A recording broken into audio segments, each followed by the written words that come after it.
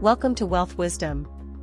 If you have ambitions to achieve financial success, please leave yes in the comment, and we are here to help you obtain insight and build wealth. The book we are going to share today is Great Leaders Have No Rules by Kevin Kruse. Abandon your open-door policy and be more deliberate with your schedule. In 2017, a memo written by talk show host Steve Harvey went viral. His team was outraged. The memo was blunt.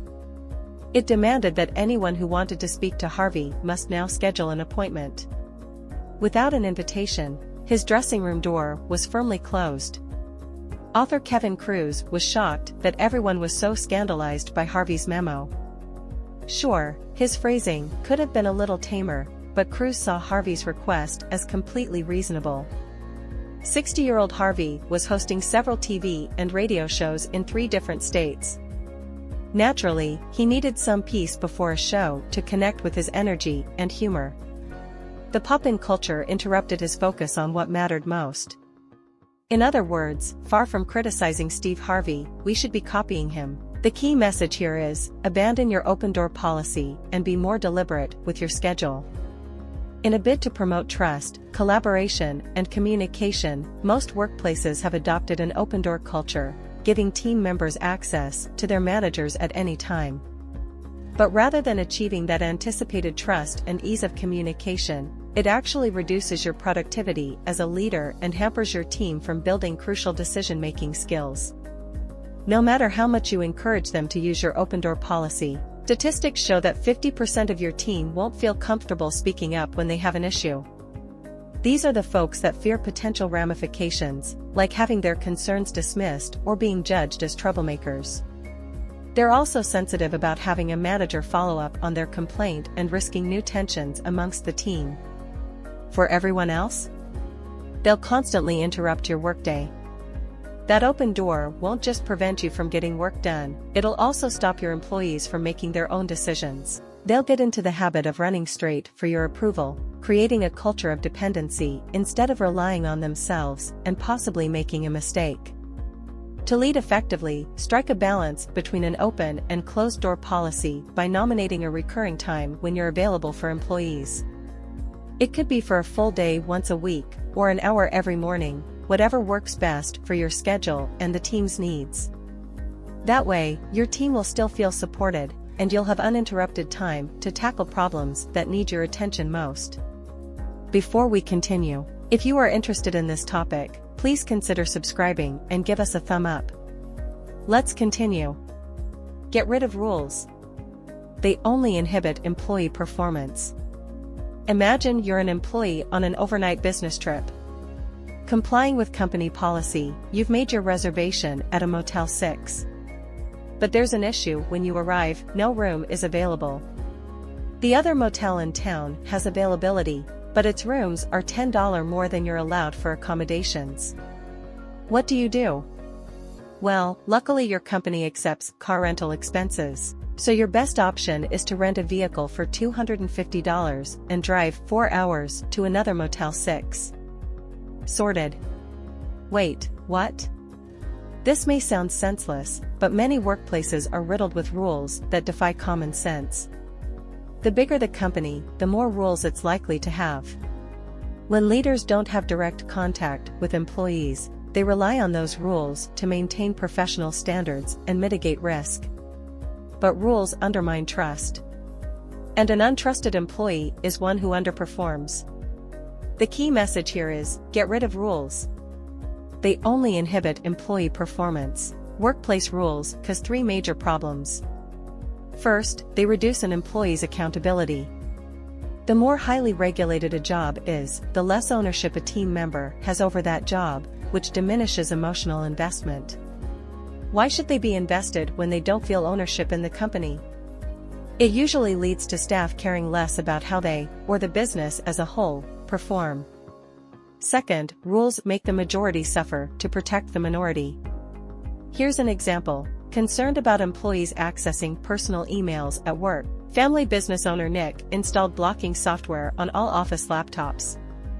Whenever a useful website or software update was also blocked, which happened all the time, Nick would personally approve access and enter his administrator password to unblock an employee. Just imagine how much time this wasted for him while his team became less efficient than before. The cost clearly outweighed the benefit. Finally, rules shift the team's focus from outcomes to activities. In the author's experience, many managers forget that outcomes are what really matter. By getting caught up in micromanaging staff to increase productivity, they dampen any potential for good outcomes. If a manager insists her team works on-site, fearing they won't be diligent at home, an employee simply ends up taking more breaks to check Facebook on his phone while in the office. Instead of making rules, set standards. Standards are something a team can collectively uphold. They encourage employees to be accountable to each other and to you as a leader. This is far more empowering than dictating rules, which only erodes trust. Needing to be liked sabotages leadership, but wanting to lead right garners respect. The need to be liked is an innate part of the human experience. Maslow's hierarchy of needs, which maps the stages of human development, places our need to belong directly after our most basic requirements, like food, shelter, and safety. A 2017 Gallup survey found that employees with close work friends were the most highly engaged, proving that a sense of belonging has positive outcomes in the workplace. This explains why so many Silicon Valley enterprises encourage social connection at work by hosting regular company parties, installing foosball tables in staff rooms, and more. But the same rules don't apply to leaders. To be an effective boss, you can't worry about being liked. Instead, you have to focus on doing what's right for your team. The key message here is, needing to be liked sabotages leadership, but wanting to lead right garners respect. It's nice to think of you and your team being equal, but the reality is that you're not. Equality isn't possible when you're the only one who can fire someone or give them a bonus. If you ignore that fact and focus on being liked, you're apt to create some serious problems for yourself. For one thing, you may have to make important decisions that impact friendships, tempting you to make them poorly for the wrong reasons. This famously happened to Yahoo's co-founder, Jerry Yang. He wanted to keep every employee happy, so he never solved a pinnacle question: was Yahoo a media company or a tech company? This lack of clarity meant executives couldn't align on strategy, which significantly limited Yahoo's success and value to date. Leading with wanting to be liked also lends itself to a dysfunctional work culture. You risk prioritizing popularity over work, and it may cause you to put off difficult conversations, like providing constructive feedback or mediating disputes between team members. Without a timely resolution, this delay only creates more stress and tension as problems fester. And nothing causes talent to resign faster than a toxic work environment. Learn to let go of your need to be liked by swapping it with something more powerful, the desire to lead right. Think of great leaders like Gandhi and Martin Luther King. Some people passionately hated them. But they continued to lead because they were guided by their values. Reflect on your leadership values and measure yourself against them, not your popularity. When you lead by values, you may not win everyone's friendship, but you will gain their respect. An effective workplace is a loving one. In 1513, Italian diplomat Niccolò Machiavelli penned The Prince, a political treatise used as an instructional guide for new royals. In it, he claimed that being feared by those you manage was more effective than being loved, a sentiment still revered by many business leaders today. While fear-based leadership might bully employees into working hard, it doesn't create a productive work culture. In fact, fear reduces creativity, stifles innovation, and prevents open communication. Fear causes stress, and stress drives employees to look for jobs elsewhere. But centuries before Machiavelli, Chinese philosopher Lao Tzu had a more worker-friendly opinion. He believed the most successful leaders supported their teams in developing autonomy. Leaders managed people, not tasks, and so should care about them. The key message here is, an effective workplace is a loving one. Okay, so leading with love might sound uncomfortable, or downright scary, but it isn't as complicated or mushy as you might think. It doesn't require you to reveal your most intimate thoughts. It just requires that you actually care about those on your team. According to a Gallup survey of 25 million employees, staff turnover is lower and productivity higher when workers feel cared for. The first step to showing you care is to greet your employees on a regular basis. Executive coach Paul Marciano found that one of the biggest complaints employees have is that their bosses don't say good morning when they walk past their desks. It gave employees the impression they weren't worth their boss's notice. A quick hello was all they needed. Similarly, making eye contact can be a great tool. Eye contact can make people feel seen, which, in turn, can make them feel more connected to the team. But that's just one way to strengthen connection. Another is to show your team that they matter to you. Learn the names of your employees' partners and children, ask after them from time to time. Acknowledge important events, like birthdays. And at the end of the week, take the time to talk about weekend plans. At the beginning of the following week, try to ask how that party or baseball game went over the weekend. It shows you paid attention. Finally, schedule one-on-one career path meetings every 6 months. Employee engagement increases when people have the chance to develop their careers.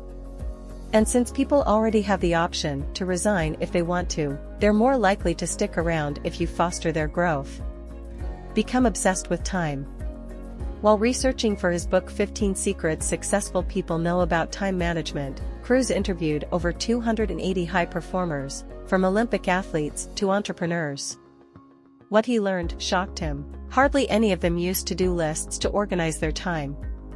Despite what most of us have been taught, to-do lists aren't that helpful when it comes to getting things done. In fact, research has found that 41% of to-do list tasks are never completed. And knowing that there's a long list of items awaiting completion increases our stress levels. So, to become a highly effective leader, stop writing lists and start focusing on how you're using every minute of the day. The key message here is, become obsessed with time. The secret to becoming a high achiever is time blocking. Rather than writing a list of tasks, schedule a time to get each task done. Open your calendar, pick a date, time, and duration, then book it. When scheduling tasks, prioritize according to your values. If coaching employees is important to you, book that task first. If health is a priority, start by blocking out your daily exercise session. Don't forget to schedule family and leisure time too. By using time blocking in this way, you get more done, and feel less stressed, because you'll always prioritize doing what matters most. To successfully manage your schedule, take your peak performance time into account. Typically, our minds are freshest and most focused 1 to 2 hours after waking up. But just 2 hours later, our creativity and decision-making abilities wane. This means it's crucial to work on the highest priorities during those 2 optimal hours and leave less demanding or important tasks till later in the day. Think about time wastage, too. We tend to schedule activities in blocks of 30 or 60 minutes. But do you really need a full half hour for that quick coffee catch-up? Start thinking about time in 15-minute blocks to fit more into your day. Keep in mind that work meetings typically hemorrhage time. A University of California study found that employees at Microsoft spent around 31 hours a month in unproductive meetings. That's almost a full work week. So, do your part. Insist on clear meeting agendas and be thoughtful about your invite list. Every minute spent in an irrelevant or poorly planned meeting is one that could be used in a better way. Treating everyone the same is unfair. In 2017, former NFL Super Bowl champion Gary Brackett was a guest on Kruse's podcast, the LEADX Leadership Show. After retiring, Brackett started a restaurant franchise called Stacked Pickle. Asked what advice he'd give a new manager, Brackett said not to treat people equally, but to treat them fairly. Brackett meant that you should always consider the broader context when it comes to an employee's performance. For instance, if a normally punctual employee is late 1 week due to car problems, she should be treated differently to someone who's been rolling in to work late every morning since he started. The rule is universal: show up on time, but the ramifications of breaking that rule should change according to the individual. The key message here is, treating everyone the same is unfair. Managers set blanket rules because it's easier on them. They don't need to adjust how they handle different situations.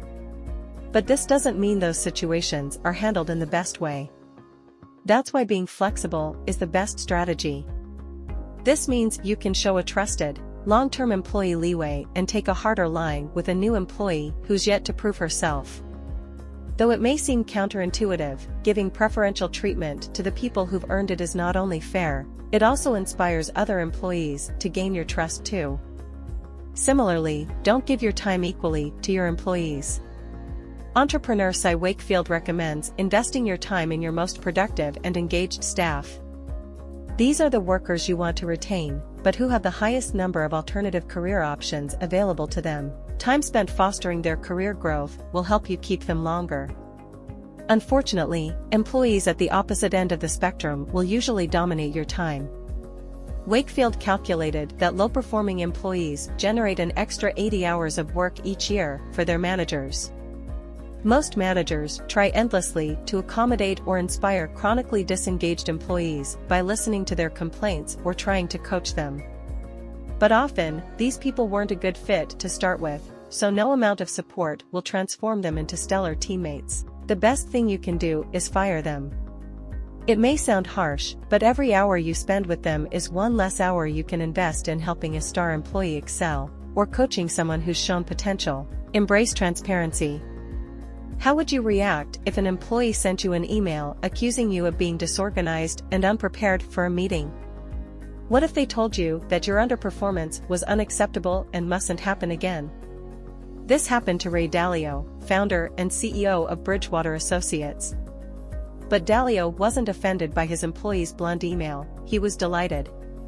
Dalio had implemented radical transparency at Bridgewater, meaning nothing is hidden or off-limits, including holding the boss accountable. This policy has transformed his company into the world's largest hedge fund with $160 billion in assets. The key message here is, embrace transparency. In the past, information was power when it came to business.